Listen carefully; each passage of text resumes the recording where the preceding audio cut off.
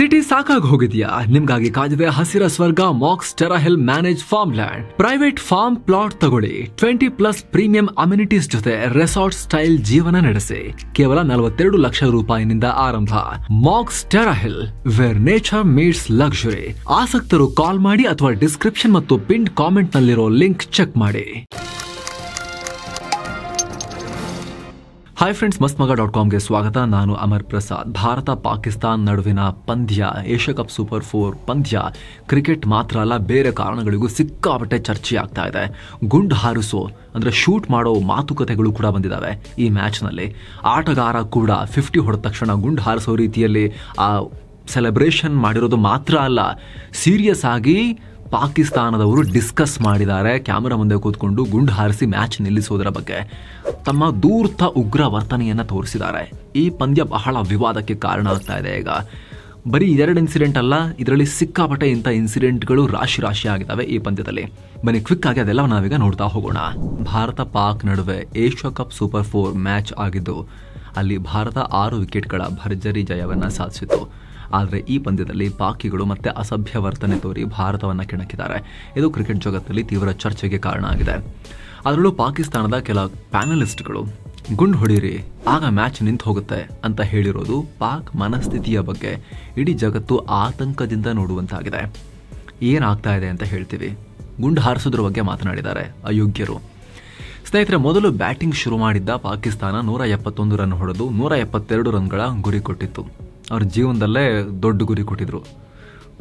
ಗೆಲ್ಲದ guarantee ಅನ್ನೋ ಭ್ರಮೆಯಲ್ಲಿದ್ದರು. ನಮ್ಮ ಜೀವಮಾನದ ದೊಡ್ಡ ಗುರಿಯನ್ನು ಕೊಟ್ಟಿದ್ದೀವಿ ನಾವು T20 ಇಂಟರ್ನ್ಯಾಷನಲ್ಸಲ್ಲಿ ಭಾರತದ ವಿರುದ್ಧ ಅನ್ನೋ ಥರದಲ್ಲಿದ್ದರು. ಅವ್ರು ದೊಡ್ಡ ಟಾರ್ಗೆಟ್ ಕೊಟ್ಟಿದ್ದೀವಿ ಅನ್ನೋ ಥರದಲ್ಲಿ ಓವರ್ ಆಲ್. ಆ ಗುರಿಯನ್ನು ಬೆನ್ನತ್ತಿದ ಟೀಮ್ ಇಂಡಿಯಾ 2ನೇ ಇನ್ನಿಂಗ್ಸ್ನಲ್ಲಿ ಅದ್ಭುತ ಆಟ ಆಡಿತು. ಓಪನಿಂಗ್ ಪಾರ್ಟ್ನರ್ಶಿಪ್ಪೇ 100 ರನ್ ತನಕ. ಈ ವೇಳೆ ಪಾಕ್ ವೇಗಿ ಹ್ಯಾರಿಸ್ ರೌಫ್ ಬೌಂಡ್ರಿ ಲೈನ್ ಬಳಿ ನಿಂತು ಭಾರತದ ವಿರುದ್ಧ ಆಕ್ಷೇಪಾರ್ಹ ಸನ್ನೆ ಮಾಡಿದ್ದಾರೆ. ಭಾರತದ ಫ್ಯಾನ್ಸ್ ಕಡೆ ತಿರುಗಿ 6-0 ಅಂತ ಹೇಳಿ 6 ಫೈಟರ್ ಜೆಟ್ಗಳು ಕೆಳಮುಖವಾಗಿ ಬಂದು ಹೇಗೆ ಕ್ರ್ಯಾಶ್ ಆದವು ನೋಡಿ ಅಂತ ದುರ್ವರ್ತನೆಯನ್ನು ತೋರಿದ್ದಾನೆ.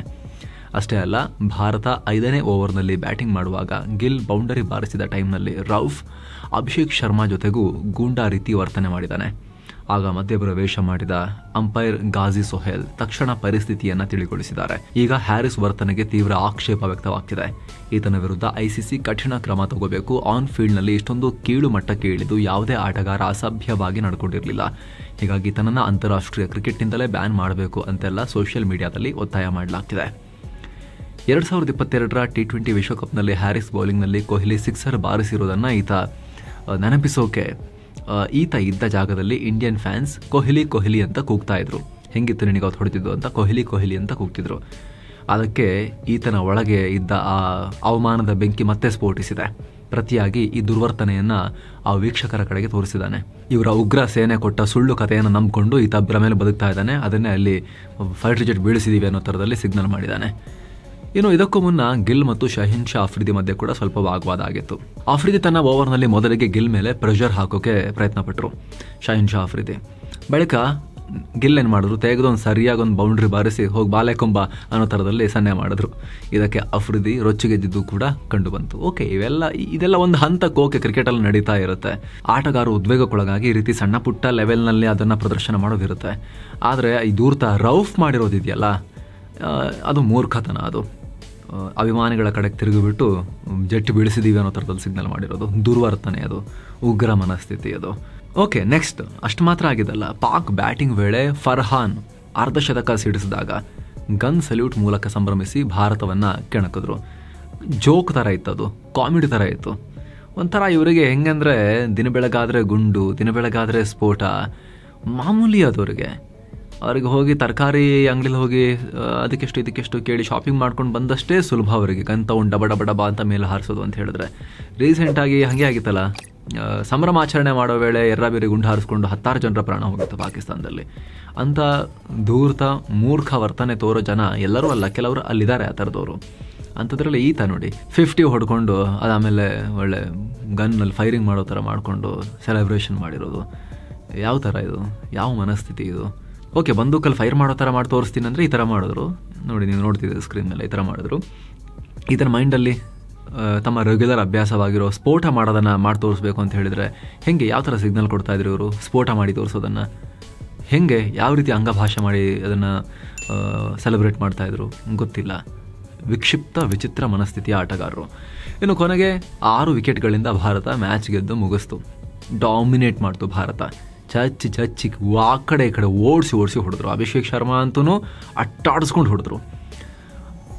ಆ ರೀತಿ ಭಾರತ ಗೆದ್ದು ಮ್ಯಾಚ್ ಮುಗಿದಾಗ ಭಾರತೀಯ ಆಟಗಾರರು ಪಾಕಿಗಳಿಗೆ ಅಗೇನ್ ಶೇಕ್ ಹ್ಯಾಂಡ್ ಮಾಡದೆ ಸೀದಾ ಡ್ರೆಸ್ಸಿಂಗ್ ರೂಮ್ಗೆ ಹೋದರು. ಹೀಗೆ ಮೈದಾನದಲ್ಲಿ ಮ್ಯಾಚ್ ಉದ್ದಕ್ಕೂ ಬಿಸಿ ಇತ್ತು.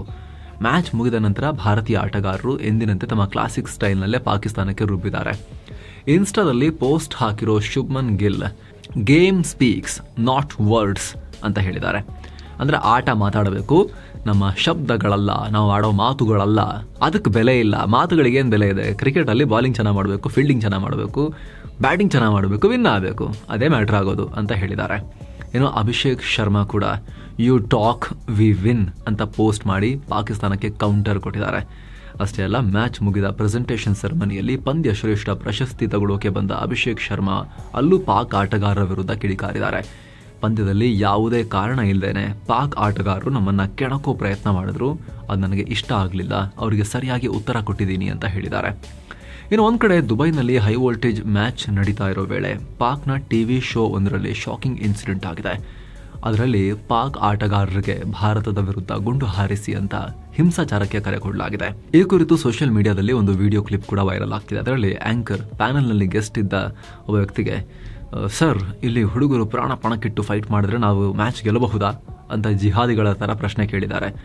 ಅದಕ್ಕೆ ನಗುತ್ತಲೇ ಉತ್ತರಿಸಿದ ಗೆಸ್ಟ್, ನಾವು ಪಾಕ್ ಸೋಲುತ್ತೆ ಅನ್ನೋದು ಕನ್ಫರ್ಮ್, ಹೀಗಾಗಿ ಅವರು ಏನಾದರೂ ಮೋಡಿ ಮಾಡಬೇಕು, ಇಲ್ಲ ಅಂದರೆ ಗುಂಡು ಹಾರಿಸಿ ಫೈರಿಂಗ್ ಮಾಡಿಬಿಡಿ ಎಲ್ಲ ಕಡೆ, ಆವಾಗ ಮ್ಯಾಚ್ ನಿಂತು ಹೋಗುತ್ತೆ, ಮ್ಯಾಚ್ ರಿಸಲ್ಟ್ ಬರಲ್ಲ, ಸೋಲೋ ತಪ್ಪುತ್ತೆ ಅನ್ನೋ ರೀತಿ ಹೇಳಿಕೆ ಕೊಟ್ಟಿದ್ದಾರೆ. Look at their mind set, think ಮಾಡೋ ರೀತಿ ನೋಡಿ ಅವ್ರದ್ದು. ಅಂದಹಾಗೆ ಭಾನುವಾರ ಏಷ್ಯಾ ಕಪ್ ಸೂಪರ್ 4 ಮ್ಯಾಚ್ನಲ್ಲಿ ಭಾರತ ಪಾಕ್ ನಡುವೆ ದುಬೈನಲ್ಲಿ ಈ ಮ್ಯಾಚ್ ನಡೀತು. ಟಾಸ್ ಗೆದ್ದ ಭಾರತ ಬೌಲಿಂಗ್ ಆಯ್ಕೆ ಮಾಡಿಕೊಳ್ತು. ಹೀಗಾಗಿ ಮೊದಲು ಬ್ಯಾಟಿಂಗ್ ಮಾಡಿದ ಪಾಕ್ ನಿಗದಿತ 20 ಓವರ್ಗಳಲ್ಲಿ 5 ವಿಕೆಟ್ ನಷ್ಟಕ್ಕೆ 171 ರನ್ ಕಲೆ ಹಾಕಿತು. ಪಾಕ್ ಪರ ಸಾಹಿಬ್ಜಾದಾ ಫರ್ಹಾನ್ 58 ರನ್ ಗಳಿಸಿದ್ರು. ಭಾರತದ ಪರ ಹಾರ್ದಿಕ್ ಪಾಂಡ್ಯ, ಕುಲ್ದೀಪ್ ಯಾದವ್ ಹಾಗೂ ಶಿವಮ್ ದುಬೆ ತಲಾ 2 ವಿಕೆಟ್ ಪಡೆದರು. ಇನ್ನು ಗುರಿ ಬೆನ್ನತ್ತಿದ ಟೀಂ ಇಂಡಿಯಾ 18.5 ಓವರ್ಗಳಲ್ಲಿ 4 ವಿಕೆಟ್ ನಷ್ಟಕ್ಕೆ ಚಚ್ಚಿ ಬಿಸಾಕ್ತು 174 ರನ್. ಮ್ಯಾಚ್ ಗೆದ್ದು ಬೀಗ್ತು. ಭಾರತದ ಪರ ಆರಂಭಿಕರಾದ ಅಭಿಷೇಕ್ ಶರ್ಮಾ 74 ಹಾಗೂ ಶುಭ್ಮನ್ ಗಿಲ್ 47 ರನ್ ಗಳಿಸಿ ಭಾರತದ ಗೆಲುವಿಗೆ 100 ರನ್ ಪಾರ್ಟ್ನರ್ಶಿಪ್ ಮಾಡಿದ್ರು. ಓಪನಿಂಗ್ನಲ್ಲೇ 1 ವಿಕೆಟ್ ಬಿಟ್ಕೊಡ್ದೆ. ಮೊದಲ ಬಾಲ್ನಲ್ಲೇ ಒಂಥರ ಬೌನ್ಸರ್ ಲೆಂತ್ನಲ್ಲಿ ಬಂದ ಬಾಲ್ಗೆ ತಿರುಗಿಸಿ 6 ಹೊಡೆದು ಇನ್ನಿಂಗ್ಸ್ ಶುರು ಮಾಡಿದ ಅಭಿಷೇಕ್ ಶರ್ಮಾ ಔಟ್ ಆಗೋ ತನಕ ಬ್ಯಾಟ್ ಇಟ್ಟೇ ಇಲ್ಲ. ಪ್ರತಿ ಬಾಲಿಗೂ 6 ಅಥವಾ 4 ಹೊಡಿಬೇಕು, ಚಚ್ತಾ ಇದ್ರು. ಪಾಕ್ ಆಟಗಾರರು ಬಾಯಲ್ಲಿ ಗುಂಡು ಹಾರಿಸ್ತಾ ಇದ್ದಾರೆ, ಇವರು ತಮ್ಮ ಬ್ಯಾಟನ್ನೇ ಮಷಿನ್ ಗನ್ ಮಾಡ್ಕೊಂಡಿದ್ರು. ಫೈರಿಂಗ್, ಕಂಪ್ಲೀಟ್ಲಿ ಫೈರಿಂಗ್, ಕ್ರಿಕೆಟ್ನಲ್ಲಿ ಬ್ಯಾಟಿಂಗ್ನಲ್ಲಿ ಚಾಚಿ ಬಿಸಾಕ್ಬಿಟ್ರು ಅಭಿಷೇಕ್ ಶರ್ಮಾ. ಪಂದ್ಯ ಶ್ರೇಷ್ಠ ಪ್ರಶಸ್ತಿಗೆ ಪಾತ್ರರಾದರು. ಈ ಮೂಲಕ ಭಾರತ ಮತ್ತೆ ಈ ಬಾರಿ ಏಷ್ಯಾ ಕಪ್ನಲ್ಲಿ 2 ಸಲ ಪಾಕನ್ನು ಹೊಡೆದ ಆಚೆ ಹಾಕಿದೆ. ಈಗ ಉಳಿದಂತೆ ಸ್ನೇಹಿತರೆ, ಸಿಕ್ಕಾಪಟ್ಟೆ ಫೀಲ್ಡಿಂಗ್ ಕಳಪೆ ಆಗಿತ್ತು ಎರಡೂ ಟೀಮ್ದು. ಕೆಲವೊಂದು ಅದ್ಭುತ ಕ್ಯಾಚ್ಗಳು ಕೂಡ ಇದ್ವು, ಆದರೆ ಈಸಿ ಕ್ಯಾಚ್ಗಳನ್ನು ಕೂಡ ಬಿಟ್ಟರು. ಪಾಕಿಸ್ತಾನದವರು ಅಷ್ಟೊಂದು ಮಿಸ್ಫೀಲ್ಡ್ ಮಾಡಲಿಲ್ಲ, ಒಂದು ಕ್ಯಾಚನ್ನು ಆ ಥರದ್ದಿತ್ತು. ಆದರೆ ಭಾರತೀಯ ಆಟಗಾರರು ಮಾತ್ರ ಒಳ್ಳೊಳ್ಳೆ ಫೀಲ್ಡರ್ಗಳು, ಅಭಿಷೇಕ್ ಶರ್ಮಾ, ಶುಭ್ಮನ್ ಗಿಲ್, ಕುಲ್ದೀಪ್ ಯಾದವ್, ಹೀಗೆ ಸಾಲು ಒಳ್ಳೊಳ್ಳೆ ಆಟಗಾರರು 3-4 ಈಸಿ ಕ್ಯಾಚ್ಗಳನ್ನು ಬಿಟ್ಟಿದ್ದಾರೆ. ಆಲ್ಮೋಸ್ಟ್ ಎಲ್ಲವೂ ಈಸಿ ಕ್ಯಾಚ್ಗಳೇ, ಹಿಂಗೆ ಹಿಡಿಯೋಂಥ ಕ್ಯಾಚ್ಗಳನ್ನು. ಕಳಪೆ ಫೀಲ್ಡಿಂಗ್ ಕಂಡು ಬಂತು.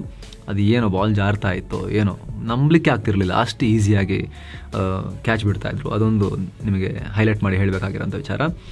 ಇನ್ನೊಂದು, ಪಾಕ್ ಆಟಗಾರ ಅತ್ಯಂತ ಮೂರ್ಖತನದಿಂದ ಔಟ್ ಆಗಿರೋದು ಕೂಡ ಕಂಡು ಬಂತು. ಮೊಹಮ್ಮದ್ ನವಾಜ್ ಒಳ್ಳೆ ಒಂಥರ ಲೇಸಿಯಾಗಿ ಹಿಂಗೆ ಹೋಗ್ತಾ ಇದ್ರು. ನಮ್ಮ ಭಾರತೀಯ ಆಟಗಾರರ ಅದ್ಭುತ ಫೀಲ್ಡಿಂಗ್, ಅದು ಔಟ್ ಅಲ್ಲಿ ಚಾನ್ಸೇ ಇರಲಿಲ್ಲ. ಒಂದು ಸ್ಕೋಪ್, ಅವರ ಪ್ರೆಸೆನ್ಸ್ ಆಫ್ ಮೈಂಡಿಂದಾಗಿ ಒಂದು ರನ್ಔಟ್ ಆಯಿತು. ಮ್ಯಾಚ್ ನೋಡಿದವ್ರಿಗೆ ಗೊತ್ತಿರುತ್ತೆ ಅದು ಮೊಹಮ್ಮದ್ ನವಾಜ್ದು. ಆಮೇಲೆ ತುಂಬ ಅಸಹನೆಯಿಂದ ಅವರಲ್ಲಿಂದ ಹೋದರು ಔಟ್ ಆದ ಬಳಿಕ.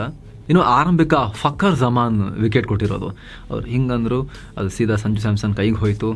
ಅದು ಅಸ್ಪಷ್ಟ ಇತ್ತು, ಅದು ಅಷ್ಟು ಕ್ಲಿಯರ್ ಇರಲಿಲ್ಲ. ಥರ್ಡ್ ಅಂಪೈರ್ಗೆ ಹೋಯಿತು. ಅವರು ಕೂಡ ಜಾಸ್ತಿ ಫುಟೇಜಸ್ ಚೆಕ್ ಮಾಡಲಿಲ್ಲ, ಏನು ಇದೆಯಾ ಅಂತ ಕೇಳಲಿಲ್ಲ. 1-2 ಫುಟೇಜ್ ನೋಡಿದ್ರು, ಔಟ್ ಕೊಟ್ಬಿಟ್ರು. ಅದು ಸ್ವಲ್ಪ ನೆಲಕ್ಕೆ ಪಿಚ್ಚಾಗಿ ಹೋದಂಗಿತ್ತು. ಪಾಪ ಕೀಪರ್ ತಪ್ಪಲ್ಲ, ಅವ್ರಿಗೆ ಸ್ವಲ್ಪ ಹಿಂಗೆ ಹಿಡಿಯೋ ಟೈಮ್ನಲ್ಲಿ ಕರೆಕ್ಟಾಗಿ ಗೊತ್ತಾಗಲ್ಲ, ಕೈ ಮೇಲೆ ಡೈರೆಕ್ಟಾಗಿ ಬಿತ್ತ, ಸ್ವಲ್ಪ ನೆಲಕ್ಕೆ ತಾಗಿದೆಯಾ ಗೊತ್ತಾಗಲ್ಲ. ಅವ್ರು ಕ್ಲೇಮ್ ಮಾಡಿದ್ರು ಔಟ್ ಅಂಥೇಳಿ. ಅದು ಅಸ್ಪಷ್ಟ ಇತ್ತು. ಅದು ಸಾಮಾನ್ಯವಾಗಿ ಕ್ರಿಕೆಟಲ್ಲಿ ಏನಾಗುತ್ತೆ, ಬೆನಿಫಿಟ್ ಆಫ್ ಡೌಟ್ ಇದ್ದಾಗ, ಕ್ಲಿಯರ್ ಇಲ್ಲದೆ ಇದ್ದಾಗ, ಕನ್ಕ್ಲೂಸಿವ್ ಎವಿಡೆನ್ಸ್ ಇಲ್ದಿದ್ದಾಗ ಬ್ಯಾಟ್ಸ್ಮನ್ ಫೇವರಾಗಿ ಕೊಡ್ತಾರೆ. ಬಟ್ ಇಲ್ಲಿ ವಿರುದ್ಧ ಆಯಿತು. ಅದು ದೃಶ್ಯಗಳಲ್ಲೇ ಕೂಡ ಕಾಣಿಸ್ತಾ ಇತ್ತು. 50-50 ಥರ ಇತ್ತು. ಸ್ವಲ್ಪ ನೆಲಕ್ಕೆ ಟಚ್ ಆದಂಗೂ ಕೂಡ ಕಾಣಿಸ್ತಾ ಇತ್ತು. ಇನ್ನೊಂದು ಫ್ರೇಮ್ನಲ್ಲಿ ಕರೆಕ್ಟಾಗಿ ಹೋಗಿ ಜಸ್ಟ್ ಹಿಂಗೆ ಬಾಲ್ ಬಂದು ಬೆರಳಿಗೆ ಬಿದ್ದು ಜಂಪ್ ಆದಂಗೆ ಕಾಣಿಸ್ತಾ ಇತ್ತು. ಇನ್ನೊಂದು ಫ್ರೇಮ್ನಲ್ಲಿ ಚೂ ನೆಲಕ್ಕೆ ಟಚ್ ಆಗಿ, ಗ್ರಾಸಿಗೆ ಫಸ್ಟ್ ಟಚ್ ಆಗಿ ಆಮೇಲೆ ಗ್ಲೌಸಿಗೆ ಜಾರ್ದಂಗೆ ಕಾಣಿಸ್ತಾ ಇತ್ತು. ಸೊ ಅದೊಂದು ವಿವಾದ ಕೂಡ ಆಯಿತು ಈ ಮ್ಯಾಚ್ನಲ್ಲಿ. ಈ ಪಂದ್ಯಕ್ಕೆ ಸಂಬಂಧಪಟ್ಟಂತೆ ನಿಮ್ಮ ಒಪಿನಿಯನ್ ಕಾಮೆಂಟ್ ಮಾಡಿ ತಿಳಿಸಿ. ಮತ್ತೆ ಭೇಟಿ ಆಗ್ತಿರೋಣ. ನಮಸ್ತೆ.